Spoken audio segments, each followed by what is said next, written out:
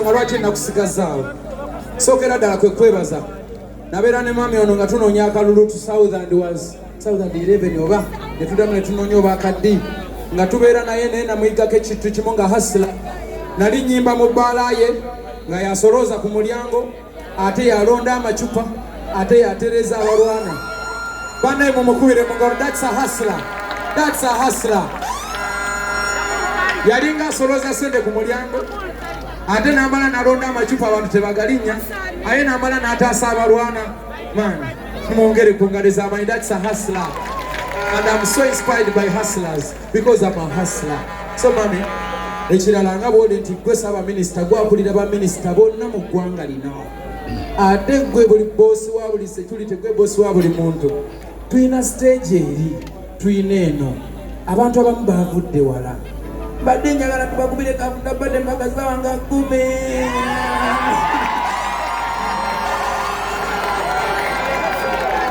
Badde balina wakusula. Kesiso gyagitugambira nti bigwa bitalaze. Kati manengezo kikyali amanensa webuuze ku baana bo. These are youth. Tulina abaana abafunyi bano bagagga bonna abo bonna. Those are rich people. That side. The other ones are rich also. Those ones. Now me, I came from here. I think I'm not here yet. The other ones. I want to see that talk and this one is a told it. Mitwale etana. One team chairman, but our Toyota does a day. I'm not there yet. I can look at him, chairman. I see you, team chairman. One of mommy say something. Abana over Kugalawo. Baminisita mwena abali wano omukulu Eddy Kenzo abantu mwena mu bitiibwa byammwe banaye ng'asanyusa okubeera wano. Njagala okusiima Mukama Katonda olw'olunaku lwaleero. Eddy Kenzo nze gwe gusoose okugendako mu Kivulu bw'ekiti mu Kampala. Nali sigendangako mu Kivulu ekyo mukikubira akagulugamu nga ebinyumidde, naye njagala okusiima okuyimusa fulaga ya Uganda n'ogiwanika, kubanga bw'olaba abayimbi abalala abazze bakugoberera abavudde mu nsi endala, ekyo kiraga nti fulaga yaffe ogiwanise waggulu ddala era mukubire mu ngalo ez'amaanyi. Kakati bino Ekivulu nga kino ekinene kakati mwagala nyoge nti ewa Afrika yonna, kale oli mu Afrika yonna, oli kutukuwa amaasi yonna.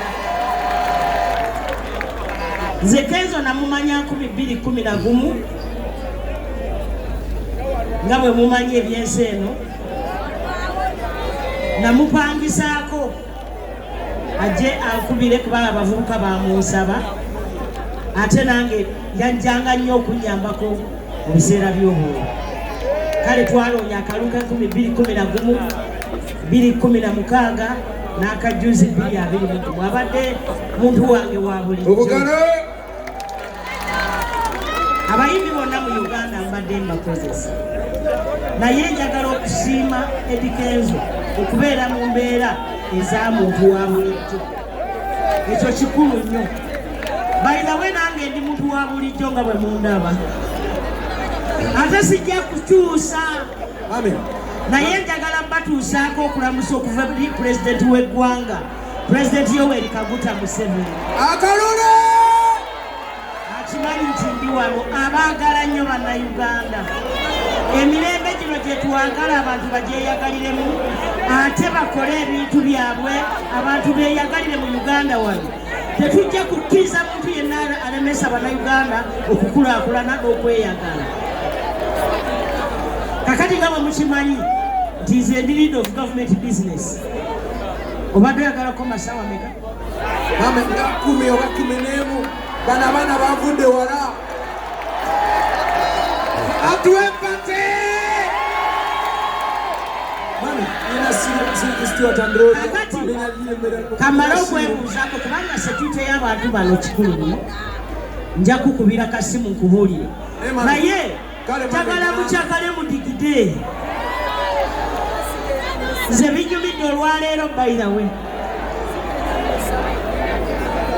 kakati tulina enkola nyingi eza gavumenti ezaagala okuyamba abavubuka abatandika era tuzitaddemu ssente nyingi kati nze najja kubayambako olaba juzi nabadde wandegeya mu katale namwe nja batuukako ate ne baminisita abali wano waliwo Sempijja waliwo omukyala w'e Kampala Misa Kabanda abaana bano abali wano abasinga b'e Kampala oli Kaleerwe nja batuukako mpola mpola naye minisita waffe owa defense waali Kalulu agenda kati minisita wa defense nga bwaliwo baako kyoyogera pingu kyasaba. By the way, minisita wa defense ono nyina kyama kyenjagala obabulira bwe nali omutozi nali mwana wa street nali sirinawo ensula omusajja ono yalina ttiimu y'omupiira bagiyita Masakero C nga ye nannyiniyo kubanga yali chairman we C5 nali nsula mu kisaawe recreation ne bankwata ne ntandika okubeera n'abasambi b'omupiira n'embeera ewuwe twasula ewuwe erukaya okumala almost emyezi 2 nga tugenda mu supermini gwe mulundi wange wasooka osulako mu maka abana mukikubire mu ngalo so ono taata wange mulamba nali nsula mu kisaawe ne bantwala mu kampu paka mu nnyumba eyiyo namalamu emyezi 2 taata wange bavubuka babana bane ensayisa okubalabako mukama wange waali prime minister ebyange biba bitono tetumanye okuwulira bakama baffe mukama wange bw'ogamba nti tubakuume okimanyi kakati kandagire omanyi president yako obuyinza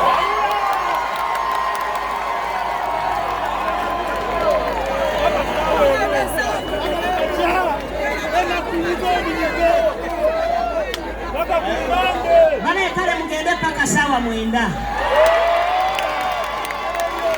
naye mbasaba okulinda emirembe njagala mukama abasobozese mwenna abatanga tujja kubatuukako wenna gye muli mpola naye njagala okubasiima mwebale kujja olwaleero mwebale kuwagira Kenzo naye prime minister nze ku lwange ngaaludde bya music kubanga nze ndiruddemu okusinga nze mbadde chairman w'abadigize mu Uganda muno naye Kenzo level gyatuuseeko entiisiza Kenzo webale kutuuka ku mutindo gulabika nti mukubire mu ngalo maama genda mu maaso maliriza njagala okasiima saagala balira budde munyumirwe mudigide mami njagala obasiima ninakanduka enjagala obalage balina nnyo ezzolweyo balage mu nti oli mubina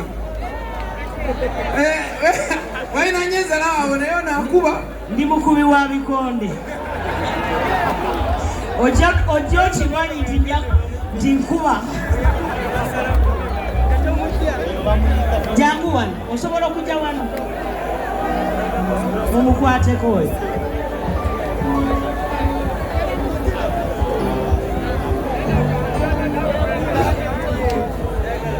amanyi agange bamuta Mugabo Frank kolera Kaleerwe mu Lufula naye abasinga bamanyirira Kenzo mu Lufula era bwe mbanga njogera sirimba muno mulimu ababeera mu Lufula Kaleerwe bampita Kenzo mu Lufula Kaleerwe maze mu eruzire emyaka egi nakumawo mu gw'omusanvu badde kusaba buyange maama emitwalo 5 gaago tandikira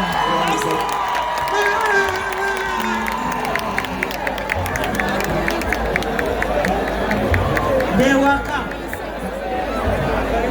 bakama bange ensanyuse naye tujja kubatuukako mukama abalinda atalindira mpeera mami atutadde mpaka 9